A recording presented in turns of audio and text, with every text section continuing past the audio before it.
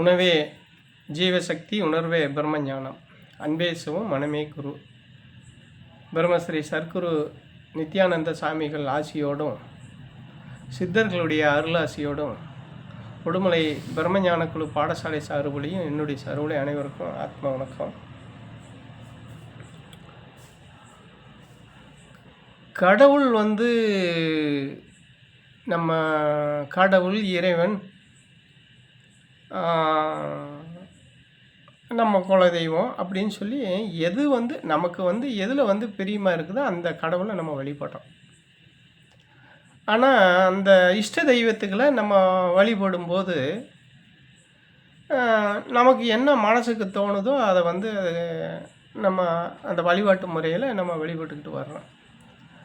இப்படி வழிபட்டுக்கிட்டு வர்ற போது என்னென்னு கேட்டால், நம்மளோட இருக்கிறவங்களோ இல்லை நம்மளோட நல்ல நெருங்கி இருக்கிறவங்களோ நெருங்கி பழகிறவங்களோ இல்லை மற்றது ஏதோ ஒரு வகையில் உறவுக்காரங்களாக இருக்கலாம், நண்பர்களாக இருக்கலாம், ஏதோ ஒரு வகையில் அவங்க நமக்கு ரொம்ப நெருங்கி இருக்கிறாங்கன்னு வச்சுங்க. நம்ம அவங்ககிட்ட நெருங்கி இருக்கும்போது அவங்க திடீர்னு நம்மளை விட்டு விலகக்கூடிய சூழல் அவங்க விலகிறாங்க அப்படின்னு சொன்னால், ஐயோ இப்படிலாம் இருந்தவங்க இவங்க விலகிறாங்களே அப்படின்னு நீங்கள் நினச்சிங்கனாலே அது உங்களுக்கு அறியாமைன்னு நீங்கள் நினச்சிக்கோங்க. அதை நினச்சி கவலையே படக்கூடாது. அதை பற்றி நினச்சி இப்படி என்னோட இப்படி இருந்தாங்க அப்படி இருந்தாங்கன்னு அவங்க நினைவு மாறாமல் அவங்களுடைய நினைவிலேயே நினச்சி வேதனைப்படுறவங்களும் நிறைய இருக்கிறாங்க.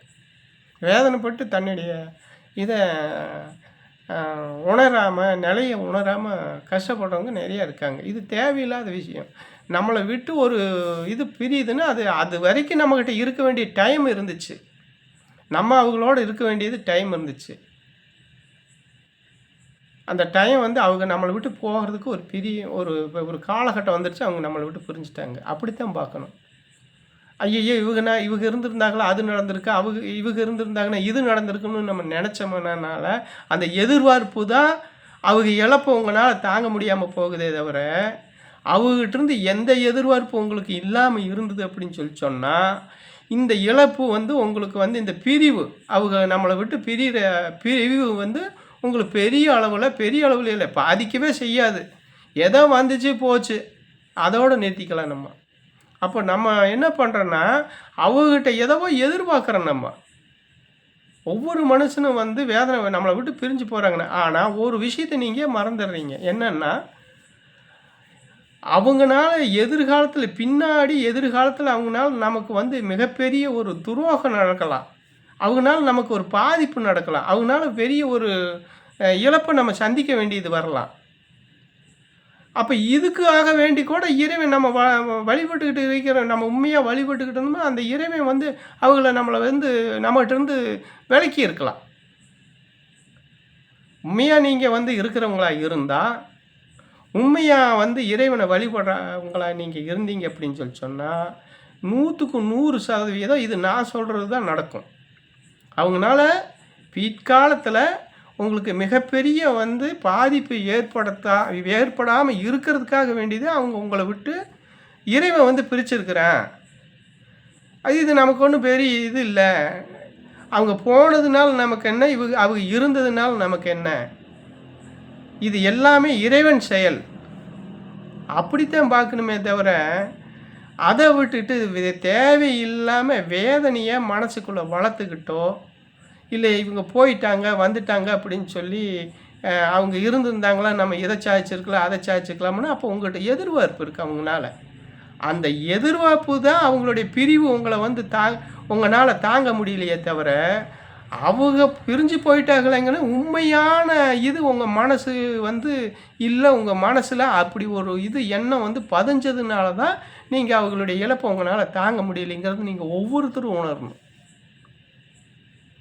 ஏன் அவங்க மேலே நமக்கு இவ்வளோ இவங்க போயிட்டேன்னா நமக்கு என்ன, இதனால் நட்டம் என்ன அப்படிங்கிற மாதிரி மனநிலையில் எந்த விஷயமா இருந்தால் அது எப்படியாப்பட்ட ஒரு பொருளும் நம்மளை விட்டு போயிடுச்சு அப்படின்னாலே அது நம்மகிட்ட இருக்க வேண்டிய நேரம் வரைக்கும் இருந்துச்சு, போக வேண்டிய காலம் வந்துருச்சு, போயிடுச்சு.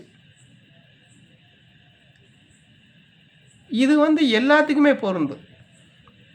எத்தனை நாளைக்கு நம்ம உடம்போட இந்த உடம்ப வச்சுக்கிட்டு நம்ம இந்த ஆன்மா, இந்த உயிர் வந்து நமக்குள்ளே இருக்கணுமோ இருந்துச்சு. காலம் வந்தோடனே அது கிளம்பிருச்சு. அதே தான் இதுக்கும் பொருந்தும். அதே தான் இதுக்கும் பொருந்தும். அதை விட்டுட்டு இவன் செத்து போனானே செத்து போனானேன்னு அழுதா நாளைக்கு இவன் இன்னைக்கு அவன் செத்து போனால் நாளைக்கு நம்ம சாக போகிறோம் அப்படின்னு நம்ம உணர்றோம் இல்லையா? ஒரு சில விஷயங்களில் இது நல்ல ஒரு நல்ல பாதையில் பயணம் பண்ணிகிட்டு இருக்கிறவங்களுக்கு இது சர்வ சாதாரணம்.